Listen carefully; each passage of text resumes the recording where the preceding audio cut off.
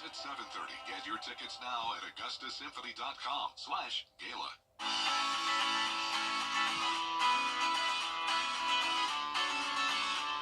Follow News Channel 6 on Instagram. Live 5/6 is weather coverage you can count on.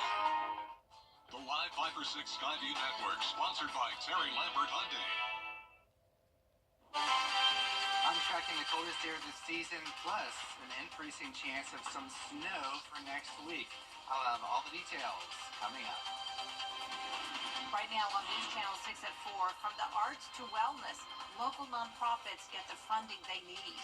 We look at how it's changing lives. Also, we had a new state-of-the-art law enforcement center opening in Edgefield County.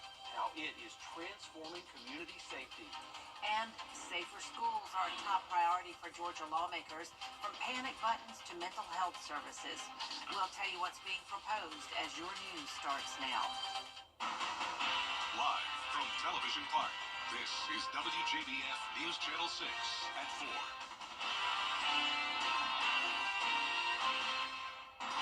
Good afternoon, everybody. I'm Brad Means. And I'm Jenny Montgomery. Thanks so much for joining us. Coverage you can count on begins with the Community Foundation for the CSRA celebrating recipients of the 2025 Community Grants Awards. Yeah, organizations throughout the two states sharing more than $500,000. Bria Smith, live now at one of those recipients. Bria. That's right, Brad. Well, Augusta Rescue Mission is just one of the nonprofits that received a grant from Community Foundation this morning. Now, 48 local nonprofit organizations serving our two-state received a total of $660,000. Those grant awards support the arts, cultural, and historical educational opportunities for children who may not have easy access to different programs. Some of the nonprofits highlighted are Inspire Studios, MACH Academy, Mental Health America in Aiken, the Missing Link Foundation, and the Augusta Rescue Mission. So with this grant reward, we are adding an element to our existing program. We have a program that focuses on spiritual life, recovery work, work therapy, and life skills. And the missing element we've had for years is nutrition and wellness. And so with this grant money, we are adding a gym or a fitness area to our warehouse. And we're also emphasizing nutrition and wellness in their curriculum, their coursework, and online courses. To learn more about how you can become a grant recipient, visit WJBF.com. For now, reporting live in Augusta, Bria Smith, WJBF, News Channel 6. Another nonprofit in Augusta that helps people get a job after jail is expanding. Today, Reinforce holding its grand opening for a new office and training facility. It's going to be at 6th and Ellis Streets in downtown Augusta, and it'll serve as a hub for workforce development. As people reintegrate back into society, the challenges of not having the skill set, not having the support mainly to be able to not only obtain employment, but sustain that employment. So this space is created and, will continue to be used specifically for those purposes. To learn more about the program, you can go to reinforce.org. And it's time now for our first check of our forecast. And for that, let us check in with meteorologist Miller Hyatt. And we're just enjoying the pleasant weather while it's here. Yeah, while it lasts here, we're looking at a beautiful day right now. Looking over at the Augusta Regional Airport, we have picture-perfect conditions, plenty of sunshine. Temperatures right around average, 59 degrees, and we're going to be seeing this sunshine continue for the next few hours, but then we go to the rain as we go into tomorrow. But right now, plenty of sunshine as high pressure is locked in place. And looking at our temperature, we've actually hit 60 right now in Augusta, so a few degrees above average for a change here. 58 degrees in Aiken, 62 in McCormick, 61 in Millen. So winds right now are now out of the south. That's pumping in the warmer air than what we've been seeing lately. They are light. It is still bone dry with dew points down into the low to mid 20s. But we will see increasing moisture tonight along with increasing clouds as well.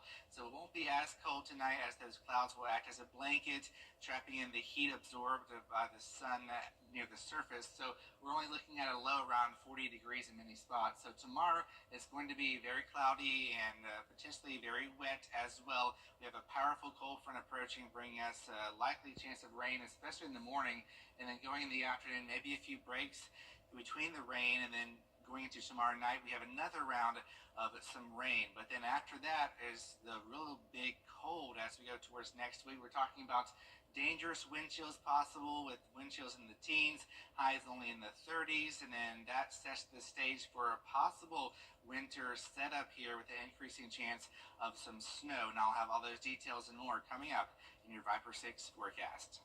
Brad and Jenny. Miller, thanks. We have sad news to bring you out of Lincoln County, where Commissioner Larry Collins has died. He was a native of McCormick, South Carolina, represented the 2nd District.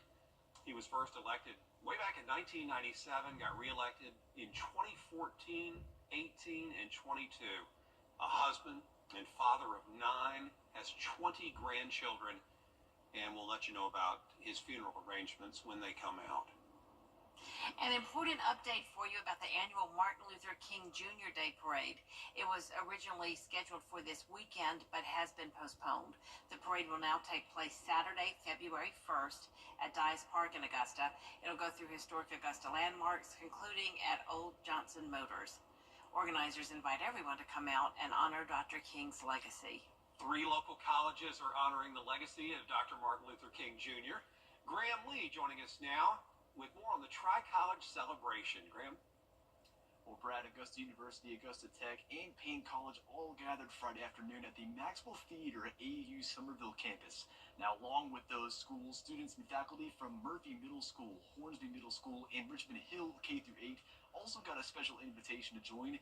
Reverend Dr. Charles Goodman Jr. gave the keynote address, echoing Dr. King's message of unity and love in each community we touch.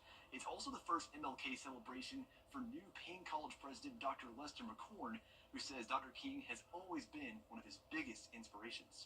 As a very young person, he was my hero that I aspired to. I went to his alma mater, Morehouse College in Atlanta, which set me on the trajectory of my professional career.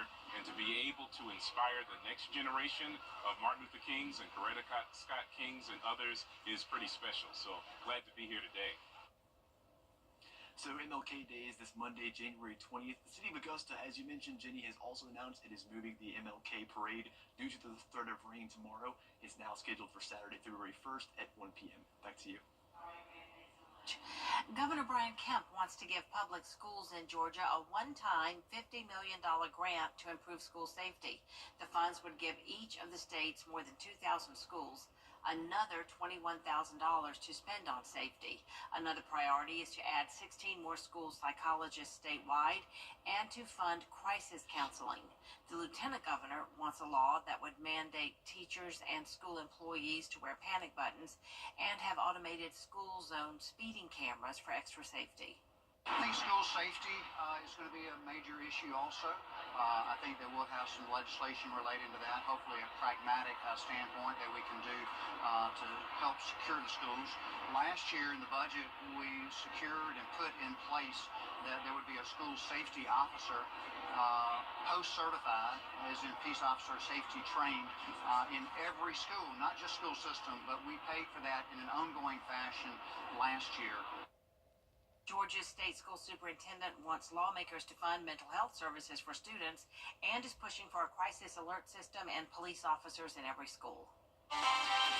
Think antibiotics can help with a cold or flu? Oh, they need to think again. The CDC's urgent warning about antibiotics and how to use them safely. Coming up. All aboard the Polar Express. The first stop is Arctic here, and the second stop could be some snow next week. I'll have details coming up. Black excellence. The Edgefield County Sheriff's Office celebrated the opening of its new law enforcement center today with a ribbon cutting.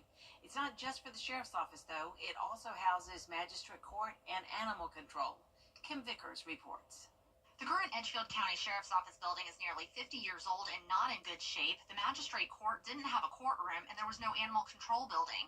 The 70,000 square foot building includes a detention center with a 134-person capacity, a training area, long-term evidence storage, a full-service kitchen, and lots of offices. It also includes Magistrate Court offices and a new courtroom.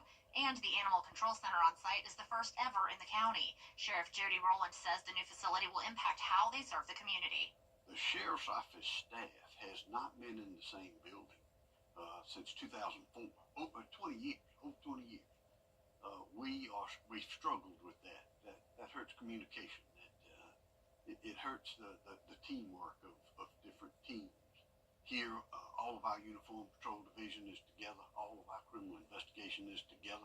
All of our training. The $40 million project was funded by the SRS plutonium settlement and a capital project sales tax approved by voters 4 years ago. Sheriff Rowland says the new facility is high tech, which comes with a bit of a learning curve. We have been training nonstop with the vendors that built the building and the vendors of the tech items we chose to put in. We have been training for weeks and weeks now, and that training is going to continue. Most all of the tech is done. The training will continue. We'll even train with live inmates when we go to make the move. I think we'll make the move in the next 3 or 4 weeks. The facility is not quite ready to move into, but Sheriff Rowland hopes they will be settled in by mid-February. In Edgefield, Kim Vickers, WJBF, News Channel 6. The CDC releasing an announcement about antibiotics, news that could come in handy this flu season. Here's Melissa Adon. The CDC emphasizes that antibiotics treat bacterial infections, not viruses like a cold or the flu.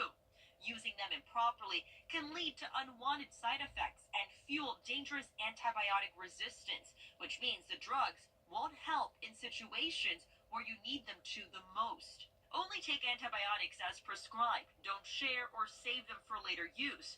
Misusing them can delay effective treatment and cause side effects like rashes, nausea, or even more severe conditions. For kids, antibiotics are a top cause of medication-related emergency visits, so watch for side effects. With this Medical Minute, I'm Melissa Adon. The FDA is pushing to add nutrition labels to the front of our food packaging. This is a picture of the proposed label. It would detail sodium, added sugar, and saturated fat content.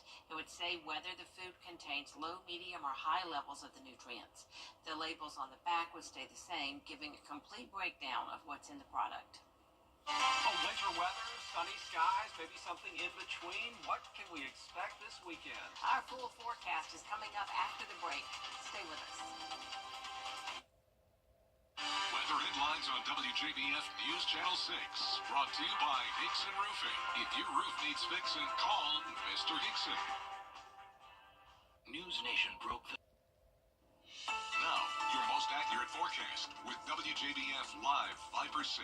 Here's a pretty view of Rome, Georgia right now. We've got a little bit of a light breeze and some high-level clouds pushing on in, and that is ahead of our next weather maker right now. So notice the big blue H, our fair weather front high pressure, is now pushing off coast, and we're looking at high clouds pushing on in from our west. And there's our low pressure system spinning over Oklahoma right now, bringing some rain towards Arkansas and Louisiana, pushing into Mississippi as well. Now this front you see here is a powerful Arctic front, and behind that is very, very cold air, and that's what we're going to be tracking as we go into next week. But as far as right now, relatively mild compared to what we have been dealing with. We're at 60 degrees right now in Augusta, 64 Jacksonville, 67 Houston, 76 down in Brownsville. This is all ahead of that front, but notice behind the front 17 degrees in Bismarck, and that's the start of that Arctic outbreak for next week. But as far as this weekend, the first half of the holiday weekend, not too bad as far as our temperatures go in the upper 50s. We will have to deal with that likely chance of rain tomorrow morning, especially maybe a few breaks in the afternoon, followed by another round in the evening through Sunday morning. Then the afternoon looks much drier, 58. But notice how we plummet down to 39 for the high, with a low of 19 degrees, and we could see wind chills closer to 10 degrees, maybe even some single digits as you wake up on Martin Luther King Jr. Day. So if you're doing any events on Martin Luther King Jr. Day, make sure to bundle up because it's going to be very, very cold. So Futurecast shows our next weather maker pushing on in. We're going to be looking at some widespread rain as you wake up on your Saturday. Here's 9 a.m. Notice widespread rain pushing on through, maybe moderate to heavy at times, then a few breaks in between as we go into the evening hours on Saturday. That powerful cold front pushes through with another round of rain, and then that quickly pushing on out of here as we go into your Sunday afternoon with clearing skies by the afternoon and evening. And then here comes our Arctic air mass behind that. So rain chances, the greatest chance of precip is tomorrow, 90% chance, going down to 30% chance Sunday, dry Monday. But then notice we're bumping up those chances for Tuesday compared to what we have been dealing with. We're looking at an increasing chance of moisture along with this potential winter storm here. We're getting a better idea of what's going to happen here. So this area low pressure forms over the western Gulf, and right now I'm thinking we're going to be looking at this northern track, which means we're looking at a wintry mix impacting us Tuesday and Wednesday of next week. So here is what we're thinking right now. The probability of measurable snow, a tenth of an inch or more, is about a 40 to 50% chance for most of the area. And then south of I-20, which is unusual, you usually see the higher amounts north, but this storm system, since it pushes so far south, the moisture is going to be focused closer to the coast. So we're looking at up to a 60% chance of snow heading towards Hilton Head Island in Charleston. This pretty remarkable.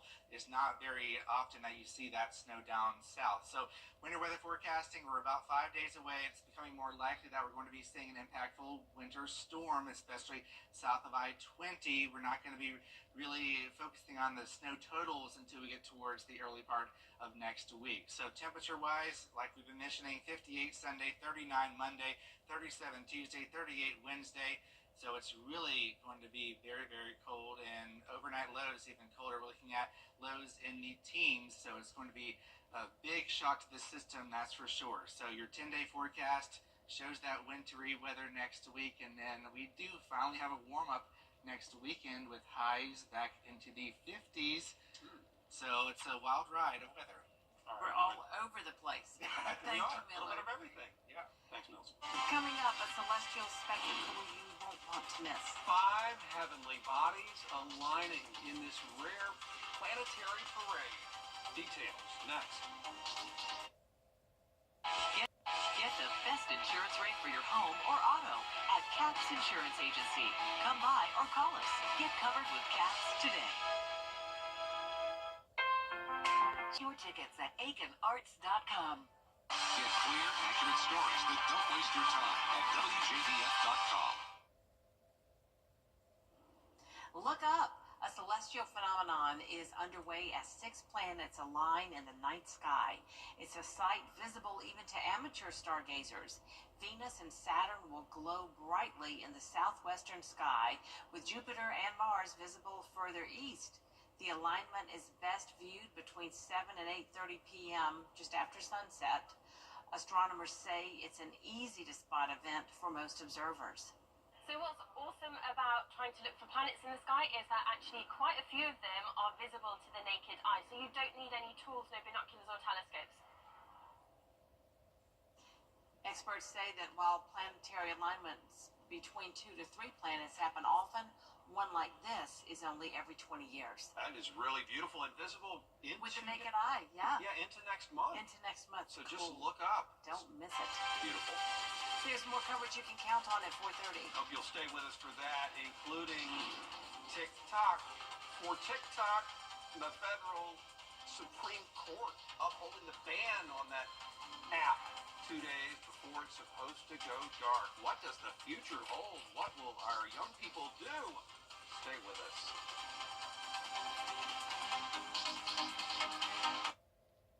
When it comes to memory